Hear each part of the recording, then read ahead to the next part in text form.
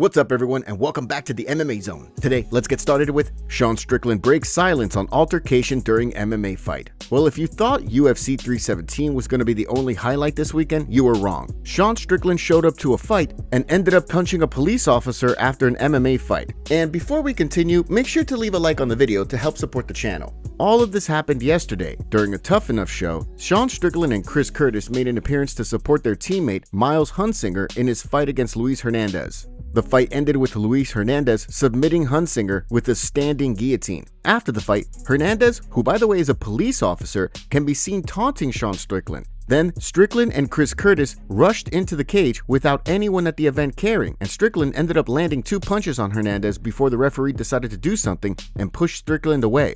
After all of this happened, Sean Strickland went on X and said the following: "S my you're a I'll you up." Insulted, threatened, purposely provoking me for a highlight. I go there to support a teammate, then I'm allowed to be verbally a for a highlight. Never showed disrespect in a corner or at a fight. This was allowed to happen. He was talking saying I was tired, he was making fun of me, I think he called me fat. Okay. You know, I don't like take that lightly. Me, he said, you, Sean Strickland, you know? And then he punched you. Yeah, he punched me.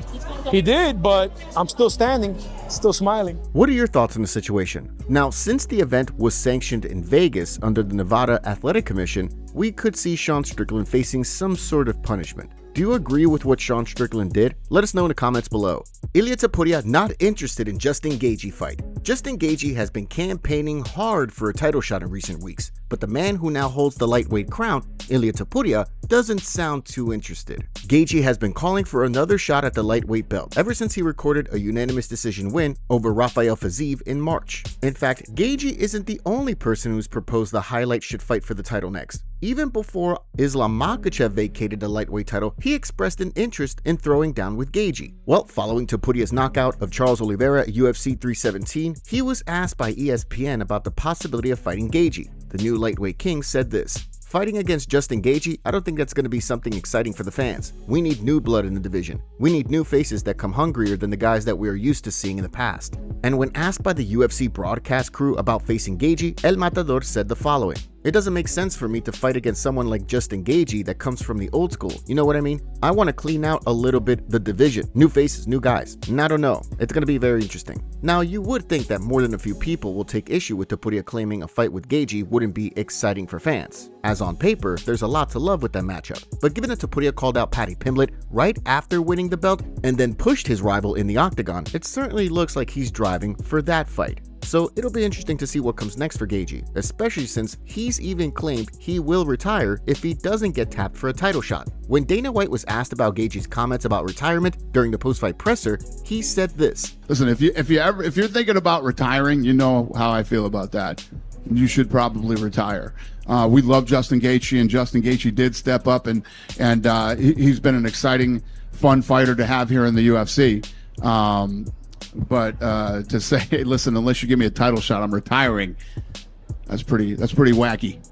So yeah, that doesn't sound like White is thinking about booking Topuria versus Gaethje either. But who do you want Topuria to fight in his first title defense? Demetrious Johnson is not happy at the fact that Arman Tsarukyan isn't getting a title shot next. During a YouTube video, DJ said the following about the UFC: "Don't give it to Justin Gaethje, give it to Arman Tsarukyan." I mean, this is what I'm talking about, guys. This is why I say it's a reality TV show. It's like, obviously, Arman Tsarukyan is a #1 contender. He's ranked #1, whatever you guys want to, go by the rankings. But they're forcing this fight with Paddy Pimblett versus Ilia Topuria just because it's probably going to sell more. But I think the rightful person who should be getting the next title shot at lightweight is Arman Tsarukyan. Joe Rogan willing to change rule for Ilia Topuria. It remains to be seen if the UFC will head to Spain to hold a card, now that Ilia Topuria is sitting on the lightweight throne. But if the promotion does head overseas for a pay-per-view card to showcase Topuria, it sounds like Joe Rogan will break his own rule. If you follow Rogan, you know that a little while ago, he announced he would no longer travel overseas to be part of UFC pay-per-views. The polarizing commentator and podcaster, who doesn't need the cash he gets from the UFC, doesn't want to travel far distances anymore. But after Topuria's hands of stone devastated Charles Oliveira, the possibility of a pay-per-view card in Spain came up during the broadcast. Rogan proceeded to declare that he would be willing to make the trek across the pond. "I might have to go to Spain. I might have to go to Spain. I've always wanted to go to Spain anyways. Let's go to Spain. I mean, Islam and him in Spain? Come on, come on." It'll be interesting to see if the UFC does finally head to Spain for a card. Dana White has said that the promotion is considering it now that Topuria is one of the UFC's biggest names. But with 2025 almost half over and most of the cards confirmed until October, don't be shocked if a card in Spain is not added to this year's schedule. Usually, the UFC holds pay-per-view events in New York City in November and in Vegas in December. But what do you think? Do you see the UFC holding an event in Spain to showcase El Matador this year? Max Holloway sends a warning to Dustin Poirier ahead of UFC 318. Max Holloway doesn't seem to have any bad blood with Dustin Poirier, but Blessed is making it clear that he intends to spoil Poirier's retirement party at UFC 318. The legends have been booked to fight in the headliner of UFC 318, which is going down on July 19th. The New Orleans card has largely been built around Poirier, who's from Louisiana, and will be fighting for the final time in his career. As you know, Poirier and Holloway have fought 2 times before. In 2012, when Poirier handed Holloway his first pro loss via submission win, then 7 years later, when Poirier recorded a unanimous decision win over Holloway in a fight that was for the interim lightweight title. At the time, Blessed was ruling the featherweight division and had not lost a fight since 2013. Well, fast forward to 2025, and in a new promo for UFC 318, Holloway issued this warning. Dustin took my undefeated record. He took my 13-fight win streak. I'm gonna take his retirement fight. These statements are similar to what Holloway has been saying in recent weeks. For example, not long ago, Holloway reported the following via his YouTube channel. I know this is Dustin's retirement fight, and he's trying to ride into the sunset, but he can go and do that, and it might be a little bit sad because I'm gonna go out there and get my hand raised. Hell of guy, great guy, awesome that it's his retirement fight, but I'm here to spoil his plans and get my hand raised because I'm still going to be here when he's riding off in the sunset. I'm still going to be here. I want to still go get an undisputed title, so I've got to go out and make a statement. Do you see Poirier getting his hand raised in what will be his final fight? Alexandre Pantoja calls out UFC rankings. After defending the flyweight title for the 4th time at UFC 317, Alexandre Pantoja let it be known that he's not too thrilled with the UFC's pound-for-pound rankings. Pantoja faced the always dangerous Kai Kara-France on Saturday, but as many folks predicted would be the case, the champion's wrestling and grappling game ruled the day. The Brazilian star extended his winning streak to 8 with a rear naked choke in round 3. Well, following the win, Pantoja was asked to weigh in on his current position in the UFC's pound-for-pound rankings. If you don't know, heading into this fight, Pantoja was ranked number 9. The fired-up 35-year-old champion said this. I'm just behind of the Islam Makhachev, you know? That's not make sense. 5 fights for title, 8 victories in streak, 2nd submission, 4 title defense. Numbers don't lie, brother. You know, the only guy accept that is Islam Makhachev because he have the numbers. You know, you put Jack Madalena in the front of me. You think I need to beat Jack Madalena to get his position? That's crazy. You know, I think it's time to respect more flyweight. You know. Now, it is true that Jack Della Maddalena has not lost a fight since 2016, and that he's gone undefeated in 8 UFC fights so far, but he has yet to defend the welterweight title he won in May by defeating Bilal Muhammad. So, what do you think of Pantoja's comments? Should he be ranked ahead of JDM at a minimum, who's currently ranked number 7? All that aside, all signs point to Pantoja fighting rising star Joshua Van next. Not only was Van brought into the octagon to face off with Pantoja after defeating Brandon Royval, he posted this via social media. Let's go, I'll see you soon.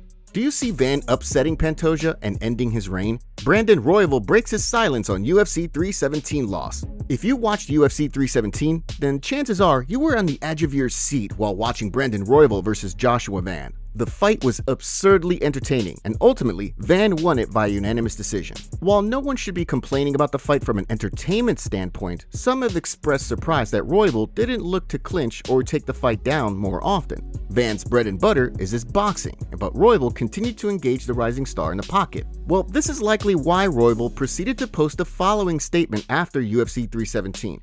A tale of the scorpion and the frog. Some individuals are driven by uncontrollable instincts, even when those instincts lead to self-destruction or harmful actions. Wish I could change, but I've always been this. Thanks for those who have supported me along the way. There you have it. Now, not surprisingly, the bout received Fight of the Night honors, but Dana White also reported afterward they're going to give Royval his win money. The UFC CEO told the media this. The beginning of the 3rd round, they had already broke into the top 10 all-time for significant strikes. I think they ended up at 3 all-time, crashed the record in their weight division, and broke another record too. Another thing, I'm going to pay Royval his win money. You know, he took that fight with the number 12 ranked guy on short notice and put on an absolute war. Those two are going to do well tonight, and it's absolutely positively deserved. Do you think the Van Royval bout is an early fight of the year contender? Israel Adesanya gives advice to Tom Aspinall. Tom Aspinall holds the record now for being the UFC's longest-serving interim champion. While a lot of people have expressed frustration about that fact, Israel Adesanya has reminded Aspinall on how massive an accomplishment it is. Aspinall initially won the interim heavyweight title back in November 2023 by taking out Sergey Pavlovich. Due to the UFC's plans to have Jon Jones fight Stipe Miocic and all the drama that ensued after Bones defeated Miocic last November, Aspinall remained the interim champion until earlier this month. The English star finally became the undisputed champion when it was announced that Jon Jones had indeed retired. Well, Aspinall was on hand at UFC 317, and Adesanya was recorded telling him this: "The interim title means nothing. When you defend your belt, it's a defense. Never let them take that away from you." Aspinall proceeded to respond with, "I appreciate that. They gave me a ruby for the belt." To which Adesanya said, "Then it means something. I've got 7 rubies." While historically interim titles have never been viewed on par with an undisputed belt, of course winning an interim belt in the world's largest MMA promotion is an amazing achievement. Not too many people who have walked on this planet can say that. If you need a refresher, Adesanya won the interim middleweight title in April 2019 in his Hall of Fame war with Kelvin Gastelum. The last Stylebender unified the titles a couple of months later by taking out Robert Whittaker. Jake Paul calls out Dana White for not helping Ben Askren. Following Jake Paul's win over Julio Cesar Chavez Jr. on Saturday, he made a passionate plea for people to help his former foe Ben Askren. Not only that, the polarizing YouTuber and pugilist blasted Dana White. Immediately after defeating Chavez Jr., Paul called on the combat sports world to help with Askren's reportedly massive medical costs. Then, while talking with the media afterward, Paul said this: "It's just insane. Insurance is a scam, and it's so sad. And right when you need these companies, they're not there, and it's up. And his insurance denied him to get the double lung transplant, which is also one of the most expensive surgeries, which is why they denied it. And it just sucks. It sucks that no one's doing anything. I was obviously super busy this week, so we're figuring out the donation now, but none of these people like Dana or anyone stepping in, so I feel like I have to do something, and that's really all it is." Now, it should be noted that White has used his social media channels to raise awareness about Askren's ongoing battle and to ask people to assist with his medical costs. Whether White has done more or will is not known. But what do you make of Paul's comments? All that aside, hopefully Askren does get the support he needs and fully recovers. Now, if you didn't know, recently Ben Askren was hospitalized with a staph infection that spread and weakened his immune system, causing him to get pneumonia that his body couldn't fight off. His lungs failed because of this, and he needs a double lung transplant, which he had been waiting for. Well, today his wife Amy announced that Ben had undergone surgery for a double lung transplant and is currently healing in recovery. She posted to Facebook saying, "We are so thankful to share that Ben has received a double lung transplant. We're forever thankful to the donor and his family. This is the beginning of a new lifestyle for Ben, but every new day he has is a gift. It still doesn't feel real that he was walking around completely healthy just 5 weeks ago. So much can change so quickly. Please keep Ben in your prayers that his body welcomes the new lungs as if they were his own. I'm constantly in awe of all the people carrying us through right now. I can't wait to tell Ben all about it. I'm hopeful that in the coming weeks, Ben will be able to give the next update, but hopefully, he will wait until the wear off. Prayers up to Ben Askren on a speedy recovery. We have a favor to ask. Help us reach 200,000 subscribers on MMA Zone by subscribing and turning on notifications for daily MMA content. Seriously, we rarely miss a day.